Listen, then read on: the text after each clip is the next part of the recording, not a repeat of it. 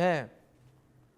तो लगातार ये हमलों का दौर जो है वो जारी है, लगातार हमले जो है वो किए जा रहे हैं। रूस और यूक्रेन की लड़ाई को लेकर बात करें तो रूस और यूक्रेन की लड़ाई लगातार जारी, और लगातार ये लड़ाई जो है एक नए आयाम पर हर दिन पहुंच रही है। हर दिन ये लड़ाई एक नया रूप जो है वो ले रही है।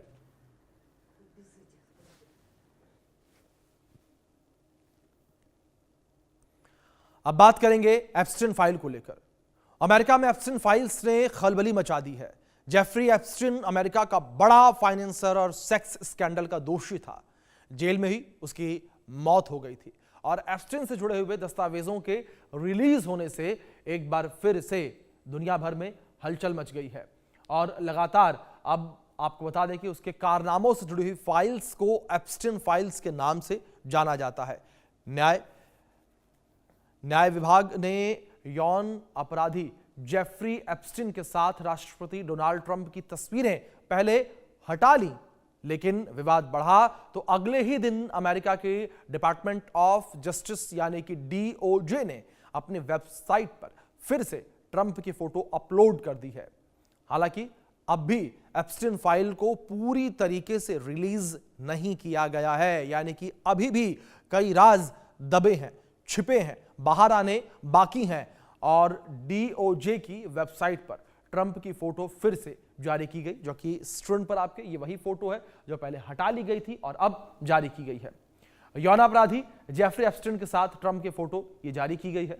एप्स्टीन से जुड़े दस्तावेजों में शामिल हैं ट्रंप की फोटो में ट्रंप के साथ पत्नी मेलानिया ट्रंप भी नजर आ रही हैं।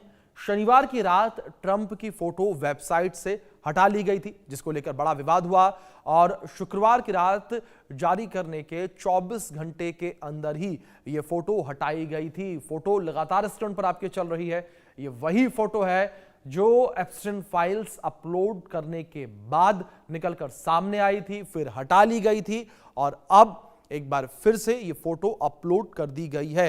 एक बार फिर से इस फाइल में इस फोटो को जोड़ दिया गया है, जहां ट्रंप आपको नजर आ रहे हैं, उनके पत्नी मेलानिया ट्रंप जो है वो नजर आ रही हैं, और एप्स्टीन जो कि आरोपी था, जेल में रहा, जेल में ही उसकी मौत हो गई।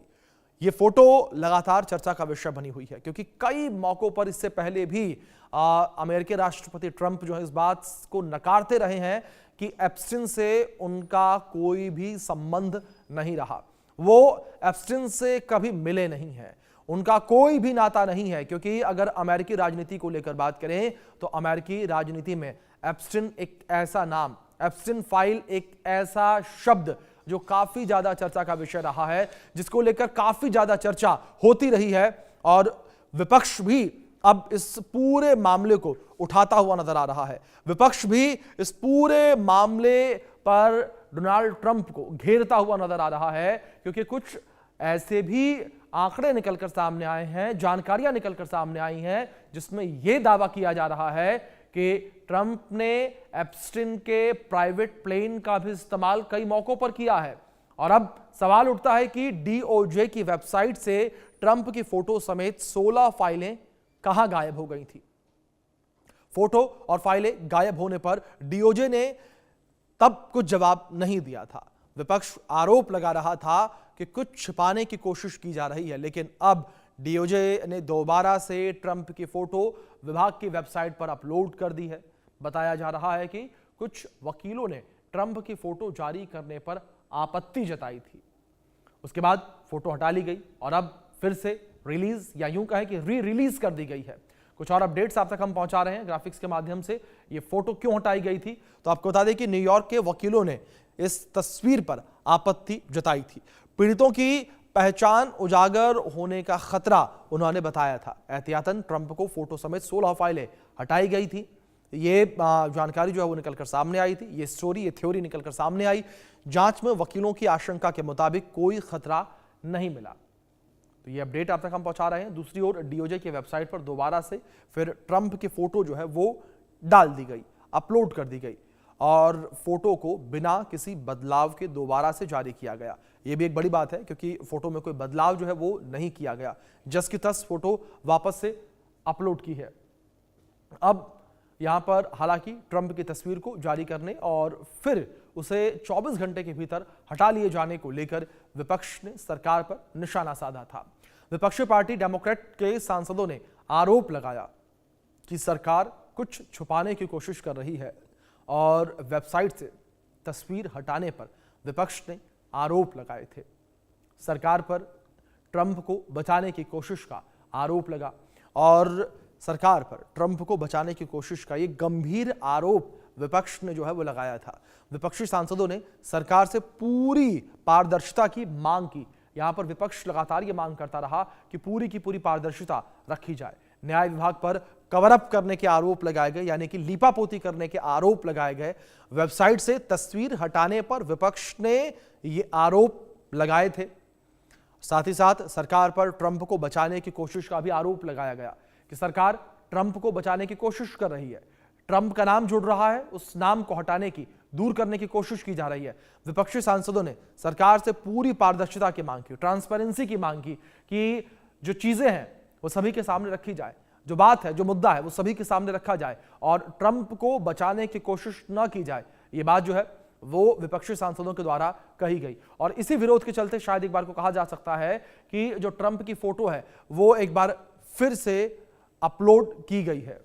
तो वहीं एप्स्टीन फाइल्स ट्रांसपेरेंसी एक्ट के तहत अमेरिकी संसद ने डीओजे को 19 दिसंबर 2025 तक संबंधित सभी दस्तावेज को जारी करने का आदेश दिया था।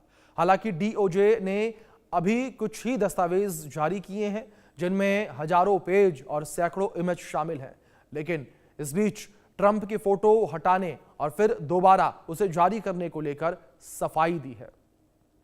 जस्टिस डिपार्टमेंट पूरी पारदर्शिता रखता है, ये सफाई दी गई। ये जानकारियां बिग वॉल पर बताने की कोशिश, समझाने की कोशिश आपको कर रहे हैं कि जस्टिस डिपार्टमेंट पूरी पारदर्शिता रखता है। डीओजे की सफाई सामने आई है, सिर्फ वही जानकारी हटाता है जो कानून के मुताबिक जरूरी है। डीओजे ने अपनी सफाई में इस बात का जिक्र किया। डिपार्टमेंट को पीड़ितों, नाबालिगों की जानकारी छुपानी होती है, यह भी डीओजे ने अपनी सफाई में कहा है जब ये फोटो हटाई गई और रिलीज की गई।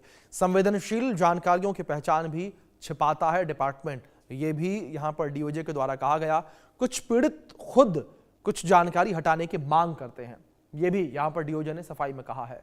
साथ ही उसने कहा कि ऐसे में कंटेंट को अस्थायी तौर पर वेबसाइट से हटाया जाता है, डीओजे ने अपने सफाई में कहा, और जांच के बाद जरूरत पड़ने पर सही बदलाव करके दोबारा से इसको जारी किया जाता है। तो जस्टिस डिपार्टमेंट पूरी पारदर्शिता रखता है, ये बात डीओजे के द्वारा कही गई है और इसमें क्लियर कहा गया कि सिर्फ वही जानकारी हटाई जाती है जो कानून के दायरे में जरूरी होती है। डिपार्टमेंट को पीड़ितों, नाबालिगों की जानकारी छिपानी होती है। जेफरी एप्स्टीन की यौन उत्पीड़न की शिकार पीड़ितों की वकील ग्लोरिया ऑलरेड ने अमेरिकी न्याय विभाग पर कई आरोप लगाए। लगभग 27 पीड़ितों की ओर से इस केस में कानूनी लड़ाई लड़ रही ग्लोरिया ऑलरेड पीड़ितों को न्याय दिलाने और उनकी आवाज उठाने में मदद कर रही हैं। खासतौर पर एप्स्टीन से जुड़ी फाइलों के खुलासे और उनके खिलाफ हो रही कार्रवाई के लिए ग्लोरिया ऑलरेड मशहूर मानवाधिकार वकील हैं और अक्सर पीड़ितों के लिए मुखर रही हैं और वही इस केस को लड़ रही हैं, वही पीड़ितों की आवाज इस वक्त बनी हुई है और इस पूरे मामले को उठा रही हैं। पीड़ितों की पहचान सही तरीके से नहीं छिपाई गई, ये आरोप लगाए गए उनके द्वारा, वकील के द्वारा, पीड़ितों के वकील के द्वारा कि सही तरीके से पहचान नहीं छिपाई गई। कुछ दस्तावेजों में पीड़ितों के नाम, तस्वीरें ठीक से नहीं छिपाई गई, यानी कि सार्वजनिक कर दी गई।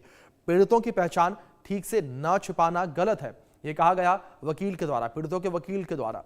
ये मामला पूरा गलत है, पहचान ठीक से न छिपाने से पीड़ितों को दुख पहुंचाया है, ये भी उन्होंने कहा, आरोप उन्होंने लगाया और कहा कि एक पीड़िता का नाम सार्वजनिक करने का भी आरोप उनके द्वारा लगाया गया है। जिसका नाम सार्वजनिक किया गया उसे उसकी फाइल देखने की इजाजत नहीं दी, ये भी आरोप जो पीड़ित पक्ष के वकील हैं उनके द्वारा लगाए जा रहे हैं। पीड़ितों की पहचान सही तरीके से नहीं छिपाने की बात भी उन्होंने कही।